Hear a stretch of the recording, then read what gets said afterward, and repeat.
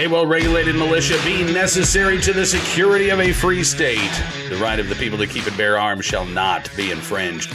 Welcome to another edition of Bearing Arms, Cam and Company. My name is Cam Edwards. We're going to be turning our attention to a state other than New Mexico today, at least briefly. Talking about what's going on in Massachusetts where, the sweeping anti-gun bill, HC 4420, was pulled from consideration after a fierce blowback by gun owners, law enforcement across the state.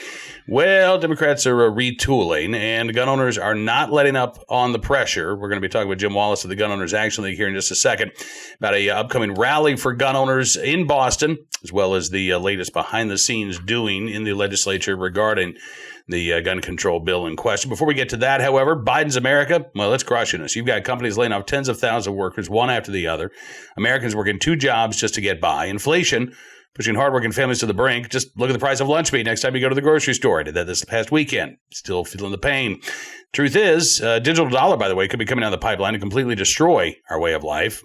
How's that for an aside? The truth is, you need a plan. You know it, and I know it. And that is why you should call Goldco. So you can diversify your savings and investments with gold and silver before things get worse. They're a 6-time Inc. 5000 winner, 2022 Company of the Year, with thousands of 5-star reviews. And they've helped people like you and me place over $1 billion in gold and silver. They're offering up to $10,000 in free silver while supplies last. And if you call them today, qualified callers will get a free Ronald Reagan half-ounce silver coin. So don't wait. Call Goldco at 855-412-3806 today. That's 855-412-3806.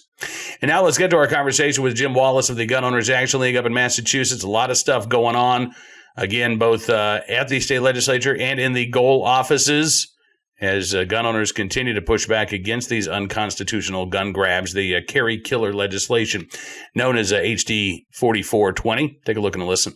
Jim Wallace, thanks so much for coming on the program, sir. Good to see you again. Well, welcome back to the Second Amendment battleground state. And gosh, how many years have we been saying that, huh? Right. Either one of us would like to count. No kidding. All right. Yeah. So first off, I got to ask before we delve into what's going on specifically with 4420, how concerned are you that Governor Maura Healey is going to take a page from Michelle Lujan Grisham and try to suspend the right to carry, declare some sort of public emergency in Boston or the surrounding suburbs and try to just say, hey, listen, you can't carry anywhere? Amazing. I talked about this yesterday to a group that the most frightening thing about COVID wasn't the disease or the mask mandates or the vaccines. It was the fact that government really stretched trying to find its boundaries, and it didn't find any. And that's the scary part. And we're seeing it, whether it's the weaponization of government from New York to attack the NRA or, the governor of New Mexico pulling this stunt. They believe truly now they have no boundaries. But one of the problems we have with that is that there's no punishments if they're wrong. Whether it's this governor in New Mexico or somebody else that tramples your civil rights, and their whole thing now is, well, bring us to court. Bring us to court. And even if they lose or win, doesn't matter. It's not their money. And if they lose, what's the punishment? Nothing. Yeah. So what have they got to lose? Nothing. And that's the problem we're facing here in Massachusetts is rather than comply with Bruen, they're going in the opposite direction, much like some of these other tantrum states we call them now, because they have nothing to lose. Nothing. Yeah. And that's a problem. Yeah. You're right that they have nothing to lose, except maybe political power, right? So you look at New Mexico, and one of the problems that the governor had is that she couldn't find anybody to enforce her order, right? She made the order, but nobody really wanted to enforce it. If 4420 comes out, and you see not only gun owners speaking out about this, but the Police Chiefs Association, individual chiefs start speaking out about what a nightmare bill this is. And I think that had an impact too, right? Because these politicians, they want to be able to claim with a straight face that they're doing something that's common sense and reasonable, right? No rational person would object to what we're doing here. And yet when the people who are in charge of enforcing the law say, hey, you know what, this is going to infringe on people's constitutional rights, I'm not going to do this. I think that does have at least a little bit of an impact on their attempt to completely obliterate our right to keep and bear arms. Yeah, well, first of all, I think common sense and reasonable, that's hate speech in the state house, Cam. So don't use those words in the state house. So yeah, it's kind of interesting where we found some allies in this. And even people that would normally be the speaker's allies definitely took a step back. But in trying to address something that would comply with Bruen, we recently had a meeting with a high-ranking senator, and I said, I think the easiest way to approach this is you give me a finite list of very specific problems you're trying to solve, and I'll help you solve them. And we were told, we really don't have a list like that. We can't give you a list like that. And I said, well, that's scary, but how about you use our language on the so-called ghost gun bill that doesn't affect the good guys? It only goes after the bad guys.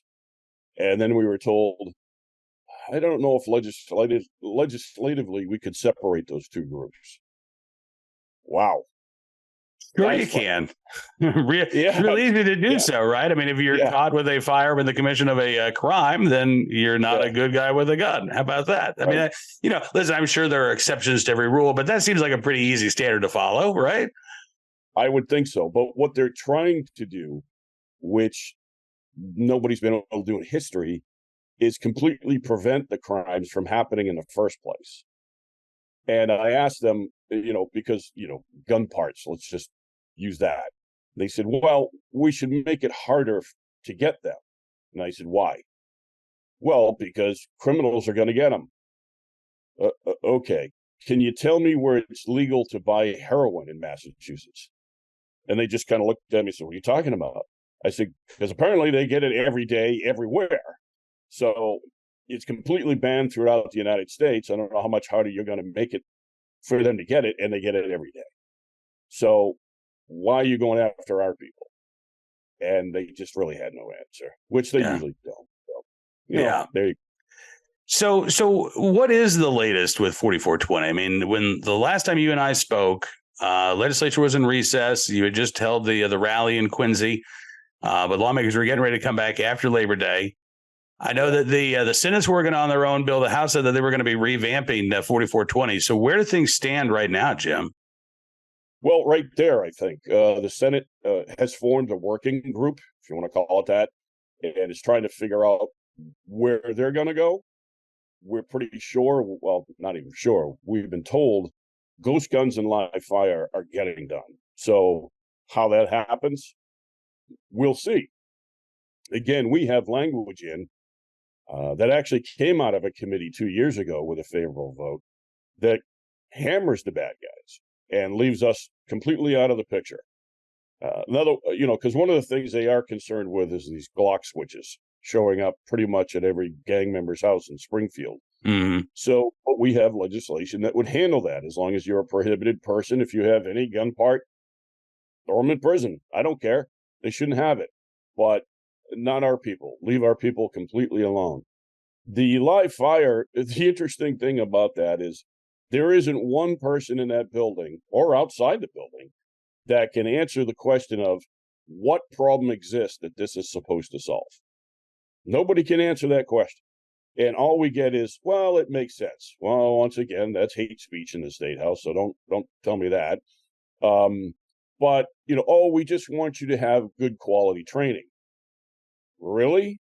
So the moms want us to be better at being a gun owner. That's interesting, because they hate us. They hate guns, but they want us to be more proficient in shooting. Right. I'm not buying it. I'm just not buying it. So there is no safety problem. We don't have an accident problem in Massachusetts. So, but nobody can answer that question. They just want it. And, so what would that mean from a practical? Sorry, I don't mean to interrupt, but what would that mean from a practical perspective? Like if live fire training is required in order for you to get your license to carry, which you need in order to own a pistol in Massachusetts, are there enough ranges to go around? Are there enough? I mean, no. Okay. No. No, and that's the problem. In several meetings, I've asked, well, if you're going to mandate that, what state-operated range can I go to receive live fire or to practice? And they just kind of looked at me, horrified. I said, well, a lot of other states around the country do it, and they don't mandate anything. They just provide training because Yeah. we know Massachusetts doesn't actually care about gun safety because of its history. They just like to pass laws. So who's going to pay for this? And we also know that during COVID, Charlie Baker arbitrarily shut down access to the ranges. Mm-hmm. So you won't be able to exercise your civil right if they just arbitrarily shut it down, right? Similar to what the governor of New Mexico just did. So we know that's a possibility. The other thing is, what's the curriculum? Because nobody's talked about it yet.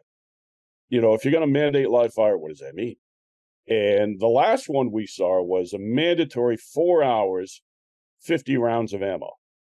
All right. What am I doing for the other 3 hours and 45 minutes? Yeah. So, fire a shot, sit down, have a cup of coffee, fire a couple of shots, talk about the Patriots and how bad they are or something. Right. But nobody talked about the curriculum. And with everything else that's in the bill, there's no state funding for anything, not even on their side of things. So likely is, even if it passed in some version, they're not going to provide any money to the agencies that are supposed to be doing this. So here we go. Do you have any idea when the Senate working group or when the House may come back with a revised 4420? No. Okay. No clue, because we haven't even seen any hint of new language. It's still supposedly in the process. The Senate doesn't seem to be in a rush, but they would like to get it done this year because next year is an election year. Yeah. And they don't want this on their shoulders when they're running for office. So I would say probably before the end of the year, we're going to see some kind of movement on this.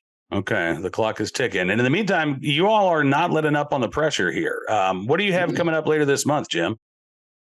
Wednesday, September 27th, we are holding a 2A rally. We're calling it Bring Bruen to Boston rally. And we're going to be at the Parkman Bandstand in the Boston Common at 11 o'clock, and then probably move up to the State House unless they've locked the doors because they know we're coming. So it's going to be right there on a weekday. They're supposed to be in the State House on a weekday. That's the only reason we're doing it. And we're just the mission now is it's time for you to comply. You've asked us, demanded us to follow and comply with these laws for 25 years. The highest court in the land told you no more. And now it's time for you to comply. So what are you going to do to comply with that court order? And so far, they're not even recognizing it. I was told by Chairman Day a long time ago, all Bruen did was to say that licensing was okay. Now, here's a practicing attorney that on his website touts himself as a civil rights activist. But all Bruen did was say licensing was okay. All right. Yeah, that's a that's a civil rights denier right there. But again, we knew that. All we had to do was look at Day's legislation, and you could see the antipathy towards the right to keep and bear arms on every one of the 140 plus pages of that bill. All right, so September 27th, 11 a.m. You say there at the Boston Common, and again, I mean, if the message is it's time for you to comply. Are there lawmakers? Is there anybody that you've been talking to? Because I know that you've been holding a lot of meetings with legislators. Is there anybody on the Democratic side of the aisle that seems to get that message that even if they don't like guns, they don't like gun ownership, they're not big fans of the Second Amendment, the law is the law and a right is a right. And when you start abusing that right, you put on the black hat. You're now the villain of that story. Is there anybody there who gets that?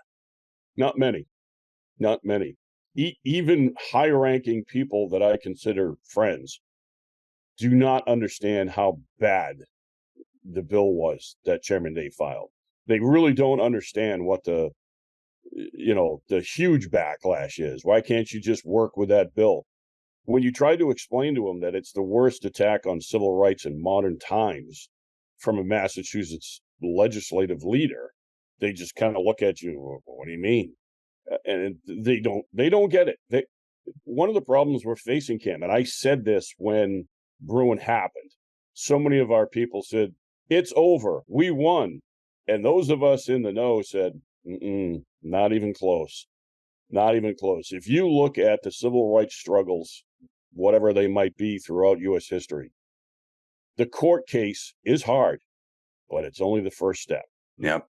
Hardest part is social acceptance, because the court may say X, but you talked about Virginia schools, right? They still don't recognize or accept that the Second Amendment is a civil right. They still think it's a privilege. And it's going to be a while before they get to that point. And the problem is, in Massachusetts, so many of the voters are with them. They consider us to be the great unwashed. It's interesting because yesterday when I was speaking at the group, I actually said the Second Amendment community is truly a marginalized community in Mass by its own government. We're the only ones that face this kind of bigotry and oppression from its own government. So it's kind of interesting that they don't get it yet. Yeah. Well, you and a lot of Massachusetts gun owners are going to continue to remind them of that fact in the weeks ahead.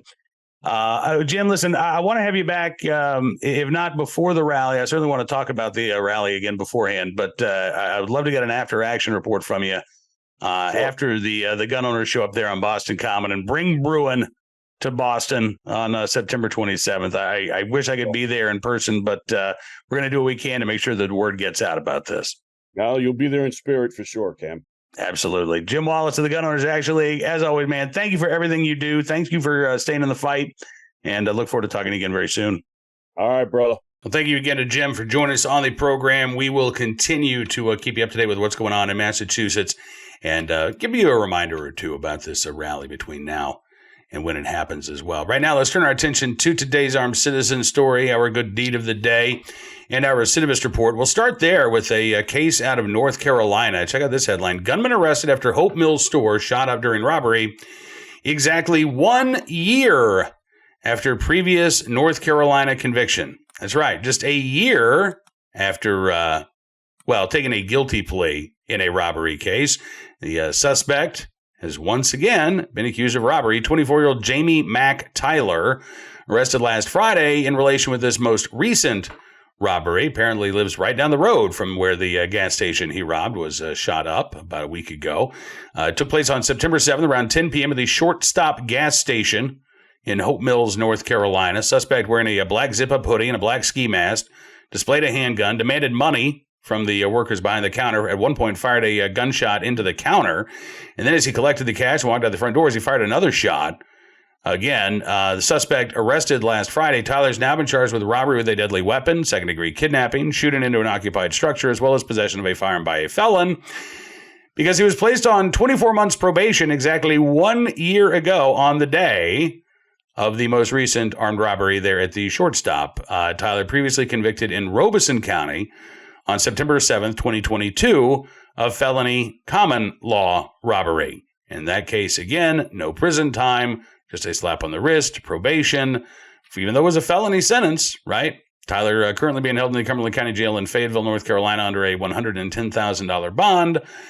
And if there aren't these questions being asked, there should be questions being asked of prosecutors there in Robeson County as to why that plea deal included no prison time whatsoever for a violent felony charge, especially given that Mr. Tyler apparently didn't learn his lesson while he was on probation and is now facing additional charges of armed robbery.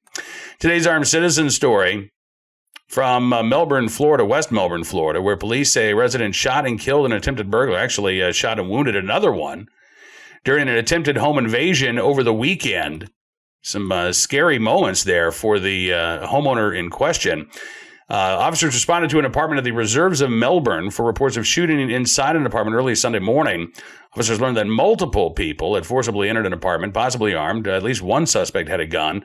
The apartment's resident, armed with their own firearm, shot multiple times, struck two of the would-be intruders. One person taken to a local hospital where they were pronounced dead. The second person, who was also shot, went to the same hospital. They're currently being treated. According to WESH, many of the neighborhood caught off guard. Sarah Goodman, who has a relative who lives in the apartment complex, said, oh my God, this is sick. This is wow. But she also said, I'm a proud Second Amendment person myself. So if you invade my home, I'm going to protect my space. Another nearby resident, Miles Fickhart, said the homeowner had to do something. It's self-defense. It's why you have a gun. If he didn't have that gun, I'm sure he would be in a lot more trouble. At this point, no charges filed against the homeowner who shot the home invaders. Police still working to try to figure out whether or not the suspects and the victim knew each other, what might have motivated this potential home invasion. West Melbourne police say at least 3 people were in the apartment at the time of the home invasion. Again, none of the residents inside that home were injured, thankfully. We'll try to keep our eyes on any additional information and bring those details to you when they become available. Finally today, in the right place, at the right time, willing and able to do the right thing, a police officer in Florida who saved a man who was choking, all of it caught on camera. There's one of the screen grabs. You can see the officer in question there at the top of the video. This was in Boca Raton. Police officer Bassoon standing by at a car wash when a man who was eating his lunch started choking. The man saw Officer Bassoon and then ran over to him, indicating, I'm having trouble breathing. That's when the officer performed the Heimlich maneuver on the individual in question. Didn't take just a moment or two for that obstruction to be dislodged. The individual in question surviving without serious injury. And a lot of folks giving thanks to Officer Bassoon online.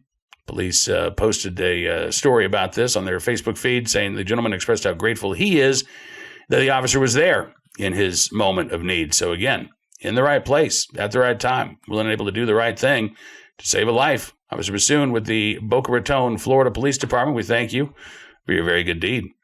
That is going to do it for this edition of Bearing Arms Cam and Company. I want to thank you for being a part of the program as always. And just a reminder, we got a lot of stuff going on. We've got the state trial over Measure 114, which is kicking off in Oregon today.